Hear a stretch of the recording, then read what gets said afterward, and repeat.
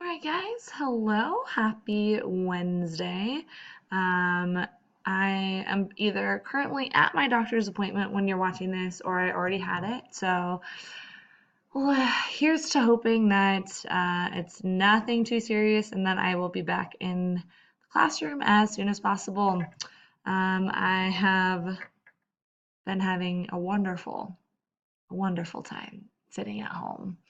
I've graded one class of Hamlet essays. I'm going to work on another one, right? It's Tuesday today. I'm going to work on another one pretty soon. I've made some good progress with War and Peace. And I've hung out with my dogs and been thinking about the fact that I cannot walk anywhere, but I'm only using one crutch now because I can put weight on my leg. This is progress. Progress. This was what happened when I got sick of sitting inside yesterday and I wanted to sit outside for a little bit. This is Grizzly after he stole my favorite snack, which is a bag of popcorn.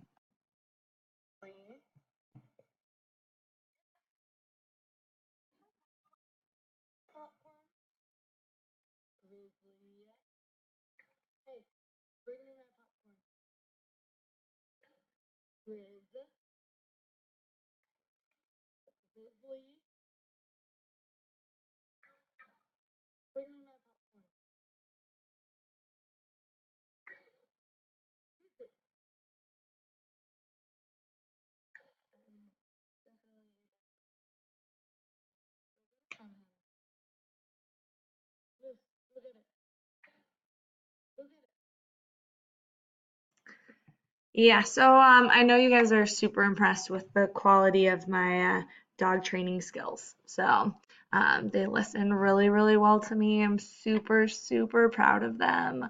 They've come so far in their training. Okay, so you guys have your first lit circles. So here's what I want you to do. And you're going to start with the summary from the analyst. You'll go through, give the information about the summary of what happened in these 4 chapters. Then the investigator, you'll give your information about whatever you researched, okay? The analysis, coming from the analyst again, you'll hone in on some of those key literary techniques that you decided to track in these chapters. And then lastly, the line leader and discussion director, you guys will kind of work together to finish up the conversation. Okay, you guys will have about 25 minutes or so, 25, 30 minutes to work to discuss in your groups. I want you guys to really take time with each one of these. It should be about 5 to 7 minutes per person who's talking and sharing, okay? Everyone else, you guys should be taking notes. You should be adding to your annotations. Remember, this is our toughest book that we're reading. So you want to make sure that you're using these literature circles to really unpack and try and figure out what's going on and anything you might be confused about. I'm going to have the sub pause the video for now, and once you're done with the lit circles, you can play it again, and I'm going to go through and kind of talk through some of the different aspects of these 4 chapters, okay? So go for it, talk with your groups, discuss, and take notes, okay? Get going. Okay, now you guys should be back after your literature circle. So what I want you guys to do, I already talked a little bit in the video from Monday about the symbolism of 1, 2, 4, right? I already talked about Sethe and Hallie versus Paul D. But I want to talk a little bit about what was going on in chapter 3, right? I had you guys kind of skip chapter 2, or you could have read the summary, right? We had some sexy business going on there between Sethe and Paul D. Okay, so you guys could have just read the summary for that one. That particular scene isn't going to be as important to the whole text itself, but chapter 3 is. So chapter 3 is where we're learning more about the day of Denver's birth, right? As we know, Denver was born as Sethe was escaping from Sweet Home, right?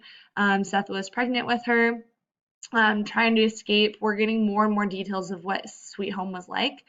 This is Denver's favorite story to hear. She savors the story of her birth. I want you guys to think about that a little bit. I want you to think about how and why she would so crave hearing about her birth story, right? Think about the fact um, that since her birth, she's been living at 124. Think about what we know about 124. It's haunted. People avoid going there. People don't like showing up, right? It's got an eerie feeling to it. And Denver has lived her whole life in that situation, right? And she's eager to hear details that involve her and details that make her significant to the story. Think about that with her characterization. Okay.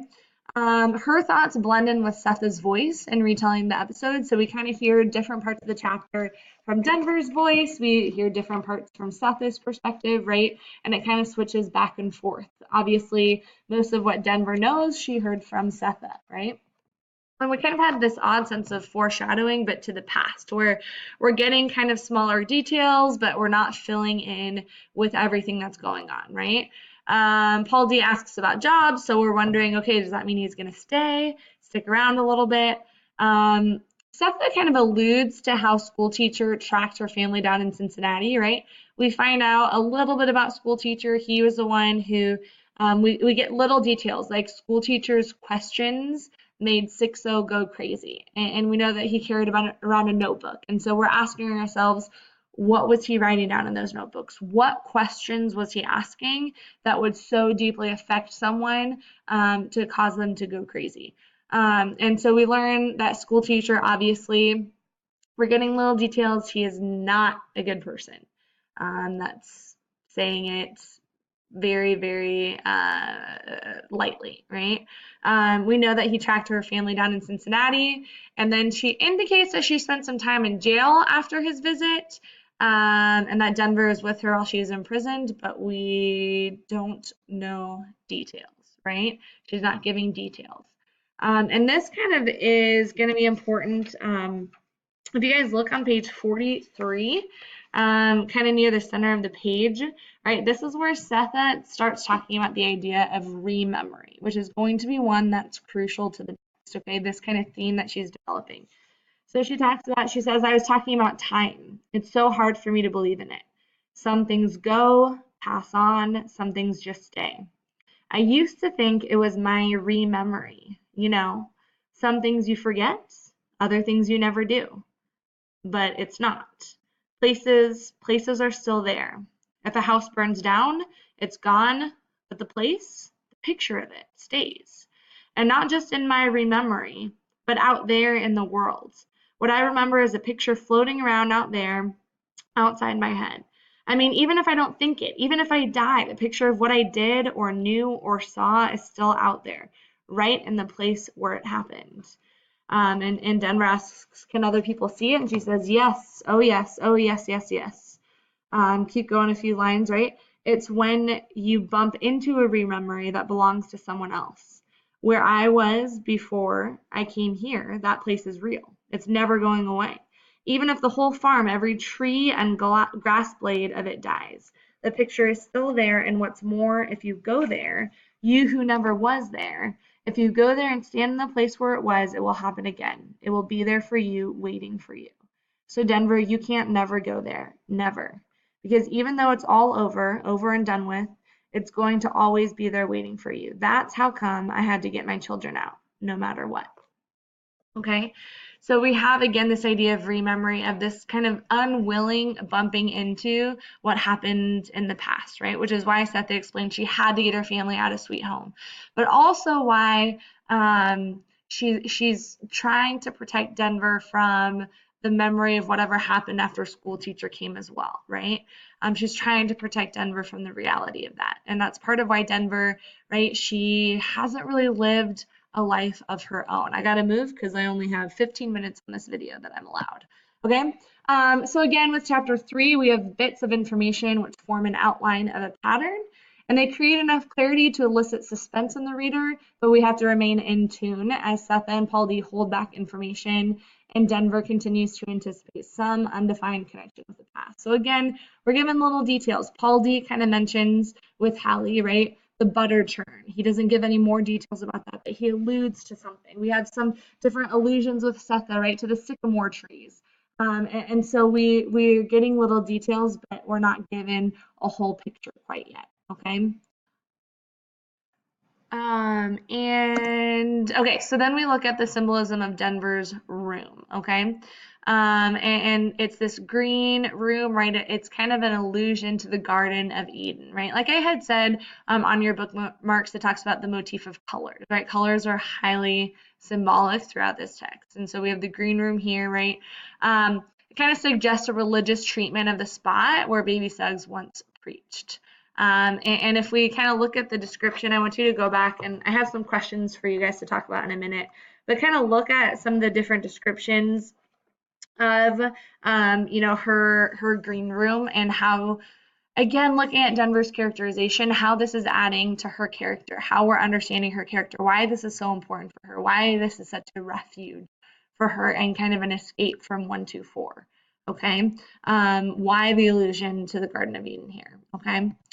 And then, of course, the symbolism of Denver's birth. Like I mentioned, the first day we started Beloved, she was born on the river that divides slavery and freedom. So her birth kind of epitomizes Seth's devotion to motherhood, right? This theme or motif of motherhood is highly important, right? We have, we're given details of how difficult this journey was. I mean, Setha is literally giving birth on her escape to freedom, right? She talks about her feet. She talks about, Denver's described as the little antelope in her stomach, right? Again, going along with kind of this animal imagery, some of these animalistic metaphors that Morrison is using throughout. And we have Amy Denver, right, who's going to be another character, the little white girl, right, that we'll talk about as we learn more information about her. And the whole idea, we have, the obviously nature, and we have the river and the symbolism of water and how that adds on to everything. And we also have kind of throughout here different flowers as well that are symbolic, right? Which kind of leads into chapter 4, where we have the carnival, right? We have the juxtaposition that starts immediately at the beginning of chapter 4, pleasantly troubled, right? This odd contrast here. And so we have positive examples of the carnival, right? Their shadows hold hands, right? This represents unity. Setha sees this as a positive omen. It's carnival, an embodiment of illusions and fantasy, entertainment and fun, sweet carnival food. So we have kind of these positive aspects of the carnival, but then we have the negative, right? Images of violence, dismemberment, savagery, right? These images foreshadow the time when Setha must reveal to Paul D and Denver her vile memories. She's dreading what's going to end up happening, what she has to reveal, right? Like the snake of Eden, something evil coils in wait. Okay, so we have these positives, but in line with these negatives as well. And so I also in this chapter, right, there's we have the dying roses, which highly symbolic, like I keep mentioning, because everything Morrison does is symbolic. But keep track of the flowers, right? We know that the tree blossoms were the ones that brought Paul D to freedom. After we'll learn more about his experience in Alfred, Georgia. And then we have the roses here. We have different flowers. Obviously the river. We have Denver's green room. Remember, as you're going through this too, start to think already about connections that you're seeing between this and Hamlet. Start thinking about possible correlations, connections that you could maybe make for your IOP, right? How Hamlet or how Shakespeare utilizes the symbolism of flowers, and then how Morrison does, and how they do it. They're trying to convey similar themes or different themes, but be thinking about that as well, okay? I have some questions from chapter 3 that I'm going to put back on the screen in a second, because you're going to finish off however much time you have in the class period talking about these. And chapter 4 questions as well. I ask about the dying roses. But what I want you guys to look for when you're reading chapter 5, because tomorrow you're going to grab your next roll sheet, either today or tomorrow. Tomorrow you're going to be doing CASP practice with Miss Bermudez. I'm hoping I'll be back Friday, but I have no idea yet. But Friday you'll have a work day for your next literature circle, which will be chapters 5 through 7. And what to look through in chapter 5, a strange woman is appearing out of nowhere. Look for ways in which she might represent the embodiment of beloved. Okay, look for things related to birth, babies, ghosts, and how beloved was killed. I have 8 seconds left. So here are the questions that you need to discuss for the rest of class. And hopefully I will see you guys soon. I miss you.